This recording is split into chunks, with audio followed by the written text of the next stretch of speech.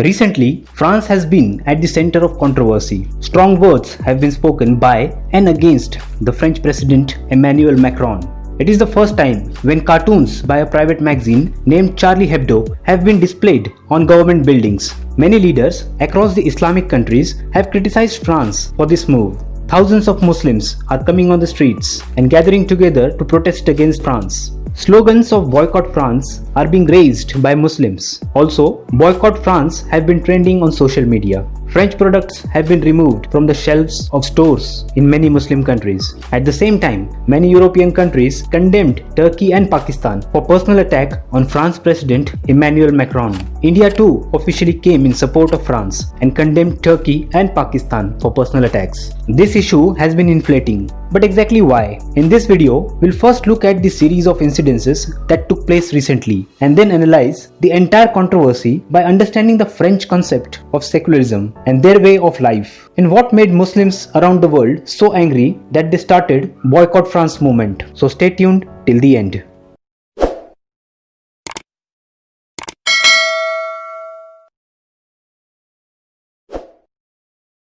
It is not about any particular comment or statement that caused angry reaction from the Arab countries, but a series of events that happened in France. France have a complex relationship with Islam and its 5 million Muslim citizens, which makes up about 9% of its population. Most of the French Muslims were born in France, descendants of first-generation immigrants from former French colonies of North Africa. To name a few events in a recent past, like in 2011, France became the first European country to ban burqas in the public places. Burqa is the full-faced Islamic veil worn by women. This move was criticized by Islamic world as a step against religious freedom of Muslims. In 2015, Charlie Hebdo, a French magazine, had published cartoons of Prophet Muhammad, leading to protests in many countries across the world. Its office was attacked in November 2015, in which a total of 17 people were killed. On October 2, 2020, Macron announced that his government would bring out fresh legislation to strengthen 1905 French law that separates church from the state. During this announcement, he said, "Islam is a religion that is in crisis today all over the world." Many Muslim countries took this comment as an act by Macron to shift away from distinguishing radical Islam from Islam.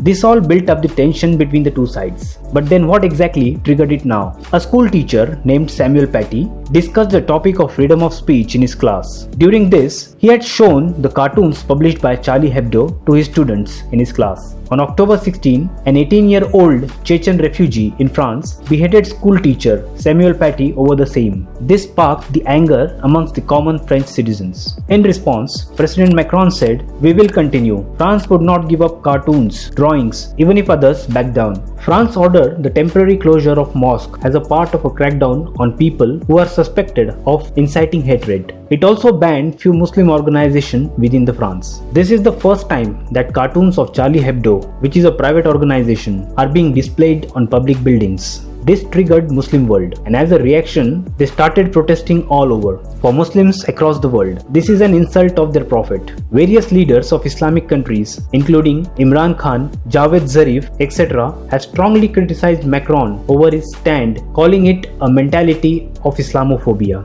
President of Turkey, Erdogan, went a step ahead to say that the French President Macron needs to check his mental health. Muslims saw this act of France as a deliberate move to defame and insult Islam for an act done by a radical individual. But then it becomes important for us to understand as to what is at the root of this conflict. Now, in all of the above discussion, one phrase that stands out to be the most important for this contention is the French way of life. What exactly does that mean? For that, we have to understand the French concept of secularism. French secularism is far different than the concept of secularism in India or United States. It is at the core of French way of life. For France, state secularism has been as important as the principle of equality and liberty. State secularism is a matter of national identity in French politics, a republic as they say. It was to keep this identity intact that France banned the use of religious symbol in schools as well as wearing of the hijab. This way of living has also came in conflict with the Sikh community of India living in France. French secularism sees no place for religion in the public sphere.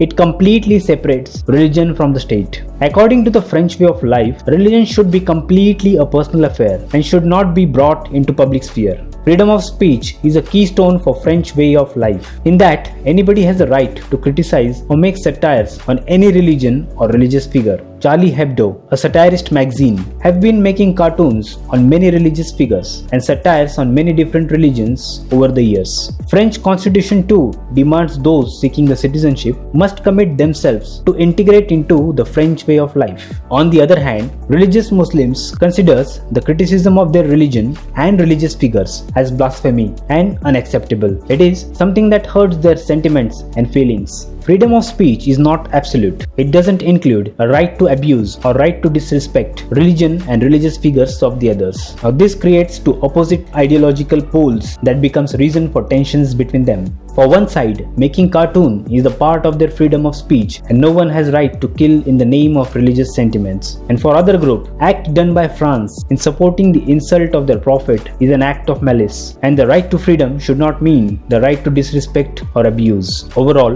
two questions comes out from the whole discussion. Number one, is it right to do violence in the name of religious sentiments? And number two, is it right from government's side to display notorious cartoon on its buildings which could be taken as an act of insult of entire community? Now, what do you think? Let me know your views in comment box. Did you find this video helpful? If yes, give this video a like and share it with your friends. See you in the next video. Till then, goodbye.